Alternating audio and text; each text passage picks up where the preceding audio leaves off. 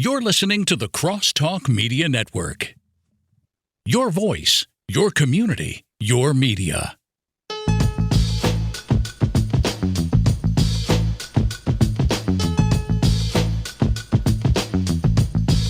Army with harmony.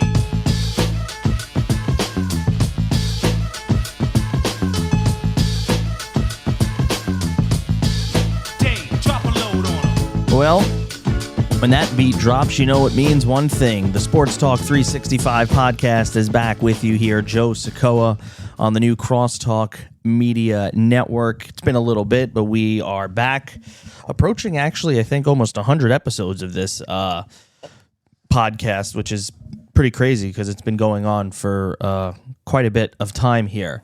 But we are 48 hours or less than 48 hours away from the NHL trade deadline. So I figured let's pop on, let's do a podcast. And who do I call besides the Ghostbusters for this situation is my buddy who is the Locked On Islanders guy and Locked On NHL guy, Gil Martin.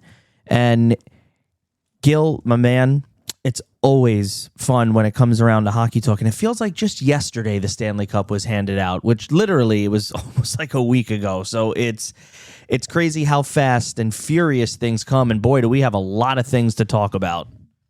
Yeah, never a dull moment. And I mean, the good news about hockey, it has the shortest off season of any of the four major sports in North America. You're not wrong in that sense. And as I mentioned, we're less than 48 hours out from the NHL draft. And, of course, the New York Rangers, local team here. We'll talk about them in a couple of minutes here. But they are picking number 5, which I thought they got. You want to talk about some bad luck in the draft? Boy, did they get it. And things around them really haven't been doing so great. So we'll talk about that in a little bit. But really, it's been the storyline, the flurry of trades that have been rolling in here. And there have been some major trades. And, you know, and that's the other thing here, Gil, I got to get your opinion on is because the value of these trades, because some of the packages that have been flying around here, just looking on social media, looking at what the analysts and experts are saying, it's just insane. And it's like, whoa, what do the Rangers got to do here? So again, we'll look into that in a second. But really, there were some trades, not some major ones leading up to the last couple of days, but boy, it really went into overdrive on June 19th. That was when the first we had a sign-in trade that kind of kicked things off between the Maple Leafs and the Tampa Bay Lightning. Darren Radish is acquired by the Toronto Maple Leafs.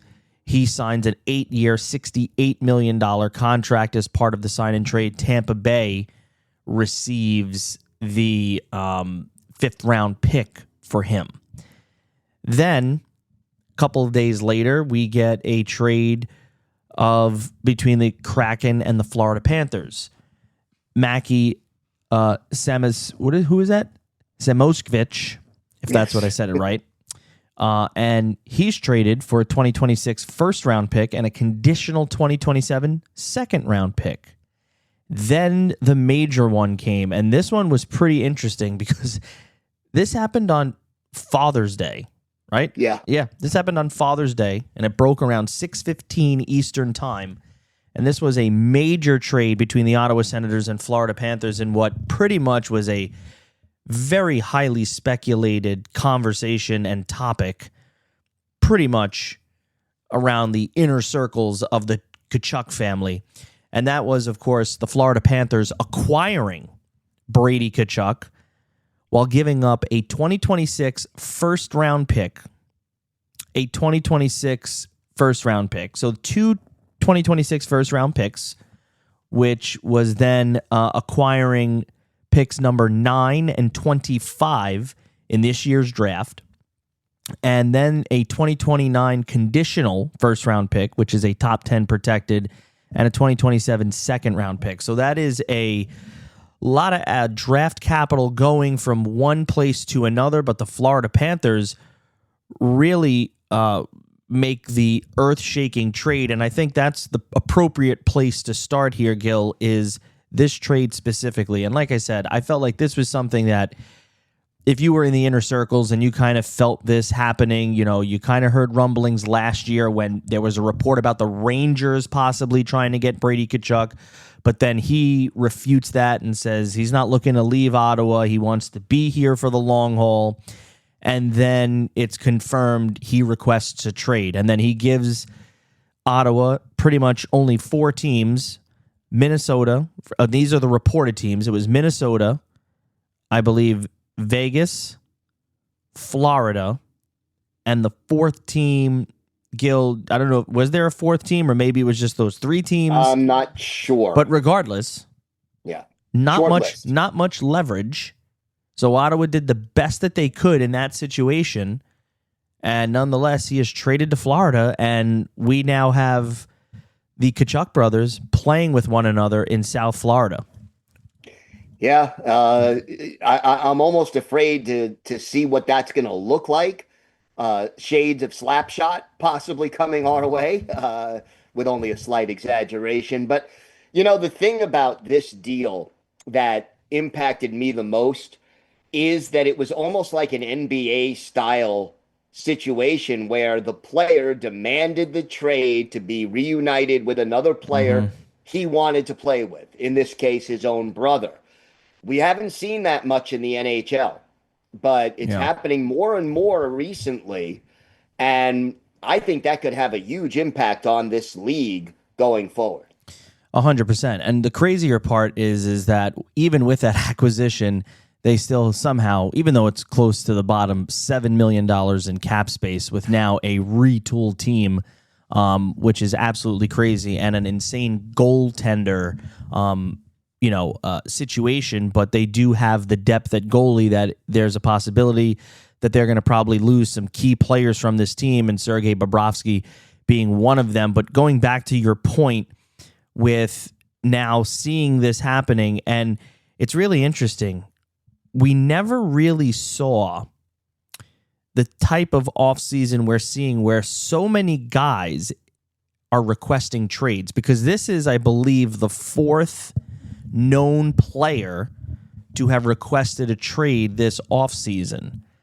So it's real interesting at what's going on. So that is an interesting point. So what is your gut feeling with that? You think now, and I'm looking at it from, Brady still has 2 years left on his contract. He's 26 years old, so he's still going to be in the prime at 28 in 2 years. So is he going to, it's going to be interesting how Florida pulls this off, because, they just seem to do it year in and year out. And again, folks, if you really want to know the depths of the financial situations and cap hits and all that stuff, Puckpedia is where it's at, because this is where I'm at right now, and I'm just trying to figure out how the heck they're going to be able to do it.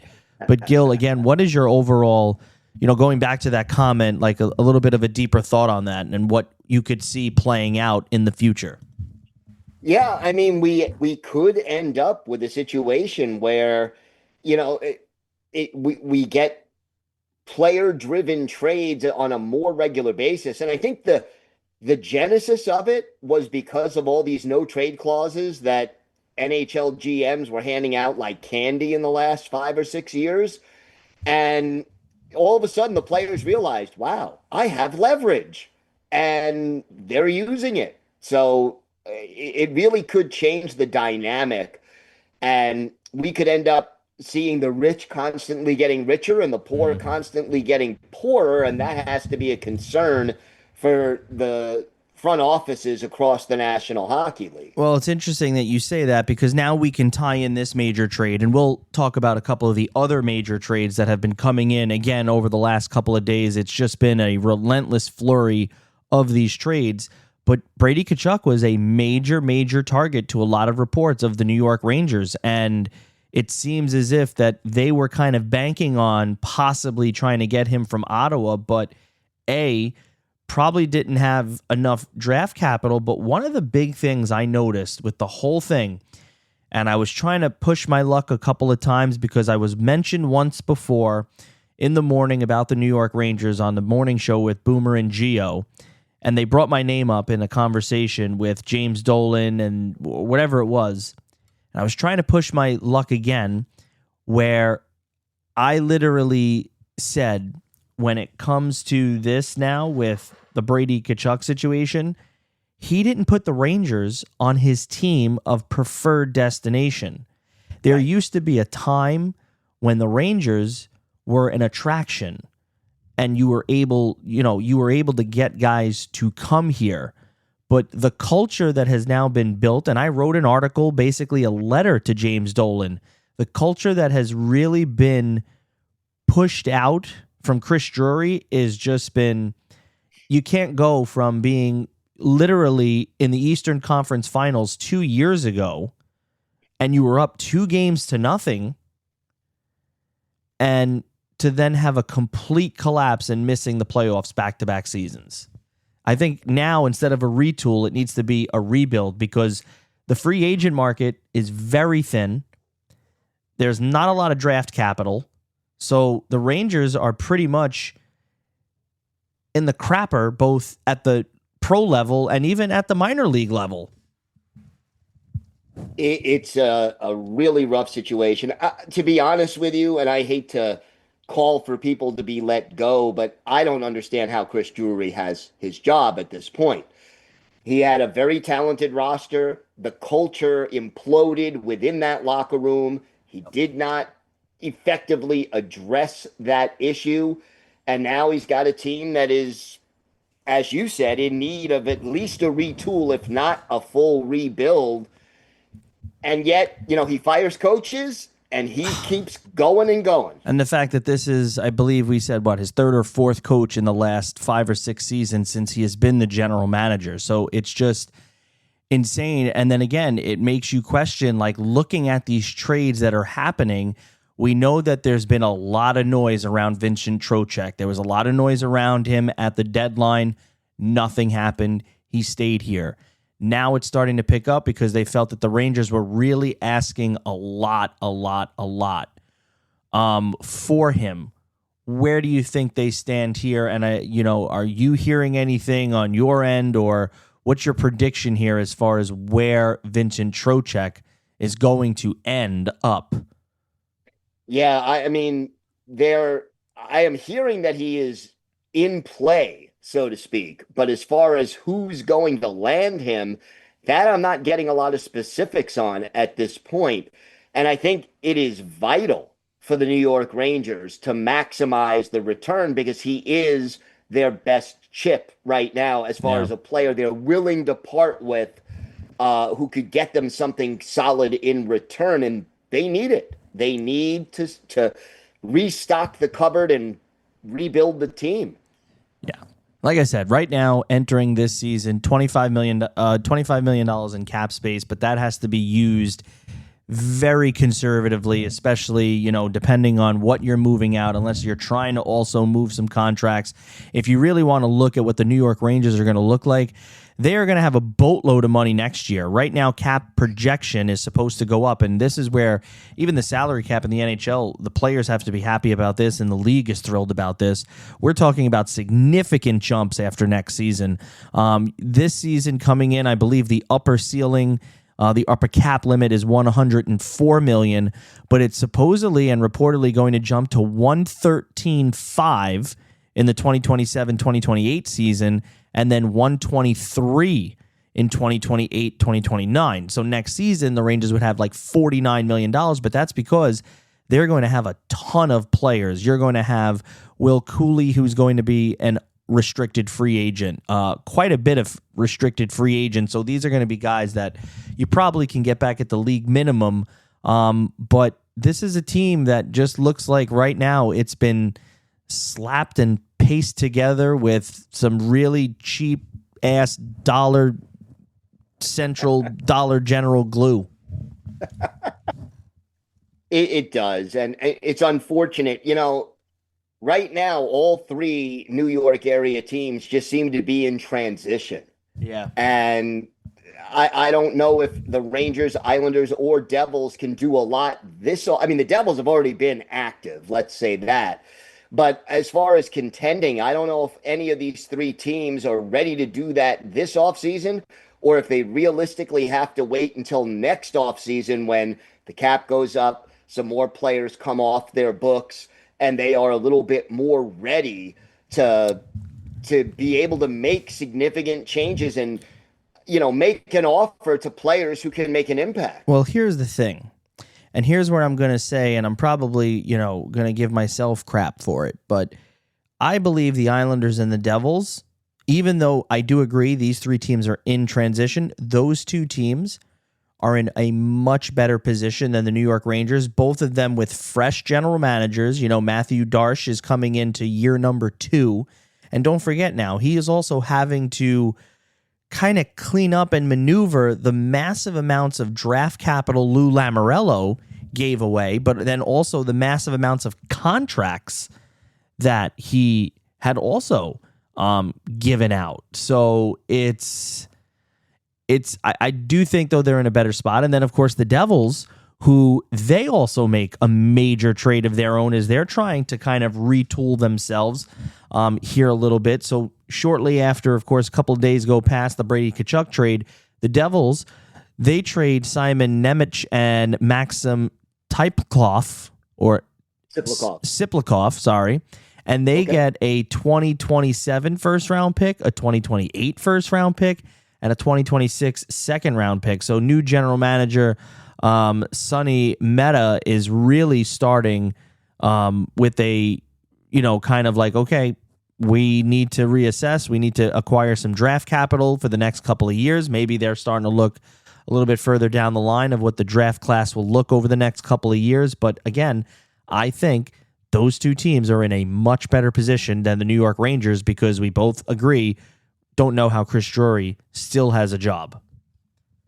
Yeah, it's a mystery. I've heard different theories that I can't repeat, but all joking aside, I think the Devils may be the most far along out of the three local teams at this point. The Islanders certainly got a big benefit by winning the lottery last year and getting Matthew Schaefer. That helps. But, I think Matthew Darche made some serious mistakes at the trade deadline, adding Andre Palat and Braden Shen when the team needed to get younger. He went out and added 2 older, declining veterans on big contracts. So that, I think, set them back a little bit. And then you have the Rangers, who are just kind of a hot mess right now. But hopefully they can start to figure it out and, get a new direction and start to go in that direction. Yeah. You speak about the Islanders again. They have some pretty long-term contracts, at least with Matthew Barzal and Bo Horvat. So those are the two guys, obviously, that are going to be around here the longest. And then you have Braden Shen, who's got a couple of more years left. You mentioned Andre Palat. He's got 1 more year left, but he has a no-movement clause. Makes you wonder if maybe if the Islanders aren't in a good position midway through this year, they can convince him, hey, let's trade you to a Stanley Cup contending team, give you 1 more shot to a Stanley Cup, get him off the books. JG Pajot's here for... So, again, he still has some work to do, but it seems like he's trying to maneuver himself out of this mess here a little bit. And I think he has a steal in the price that he has paid or he's given to Ilya Sorokin. So like I said, the Islanders are in a good spot there as well.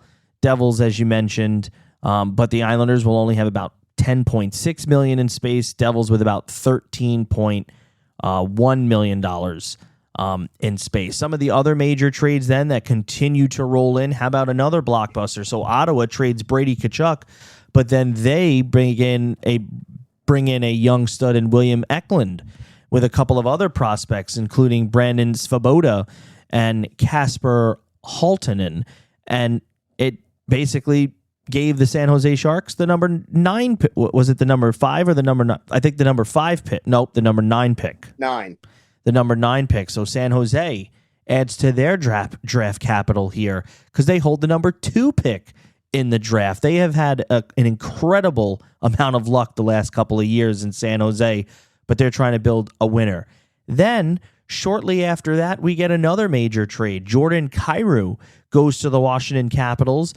Connor McMichael, Milton Gastrin, and a 2026 first-round pick go to the St. Louis Blues. Okay? Then, later on that night on June 23rd, another big one. Bowen Byram and Jordan Greenway go to Chicago. Buffalo acquires a 2026 first and second round pick. Then today at about 3:45, the Washington Capitals strike again as they are trying to push themselves in a direction of, all right, maybe we're convincing Alexander Ovechkin to come back one more season, go on a big run.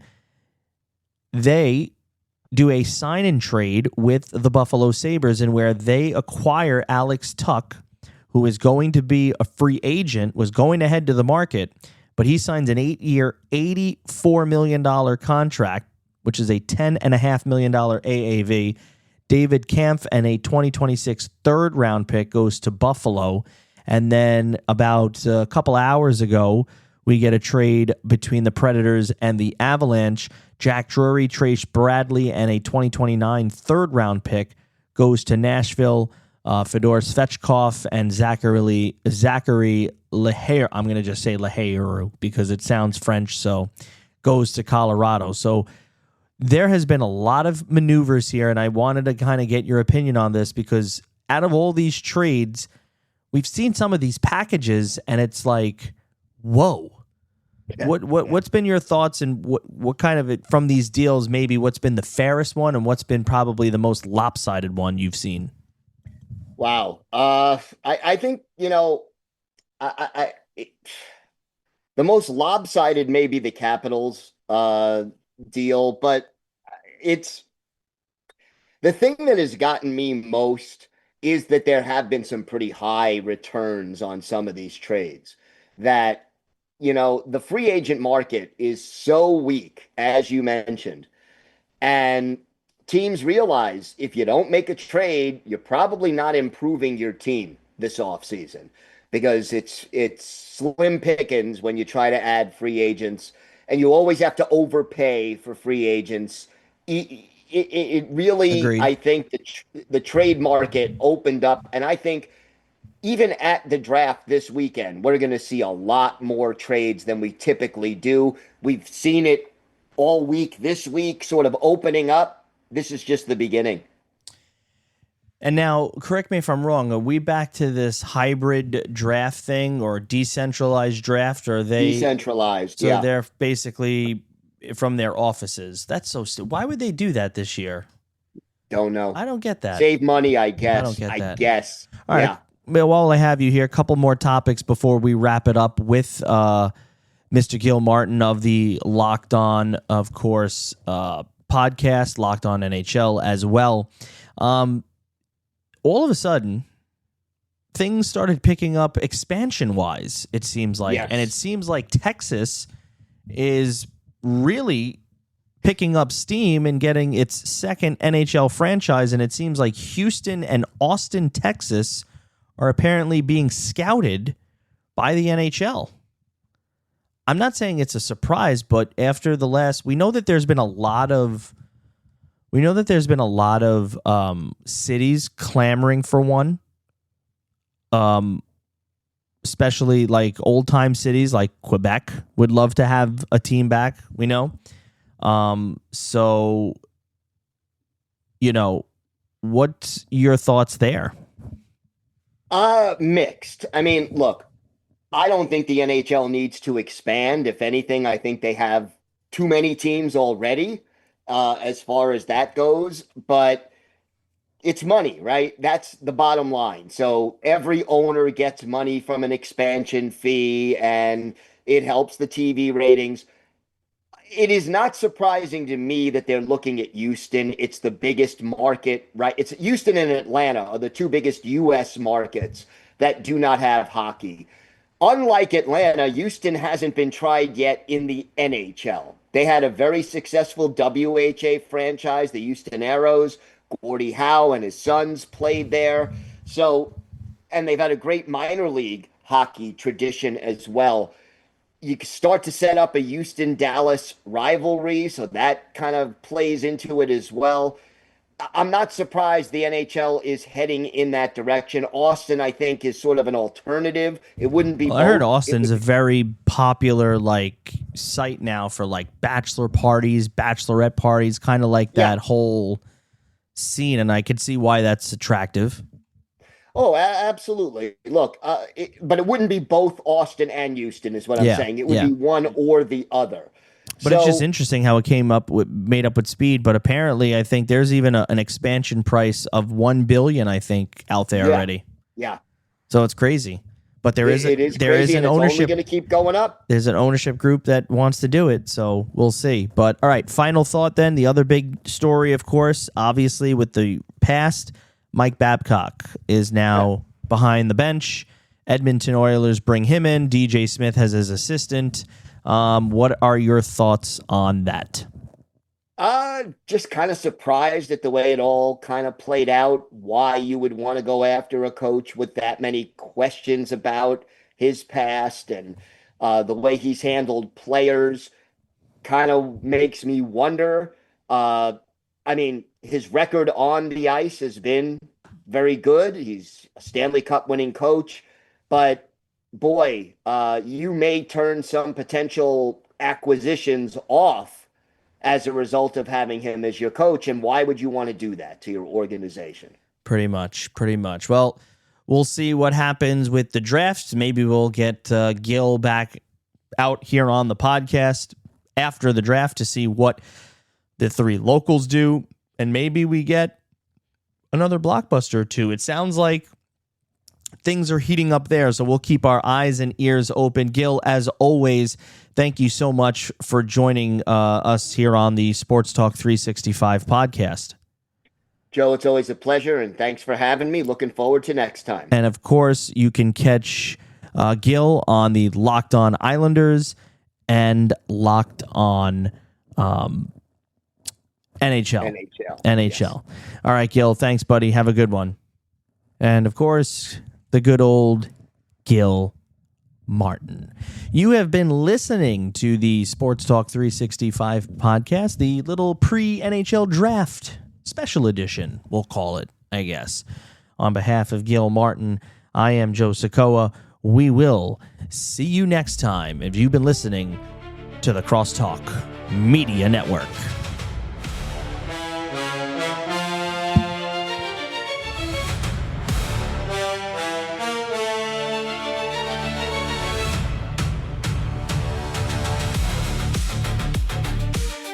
You're listening to the Crosstalk Media Network.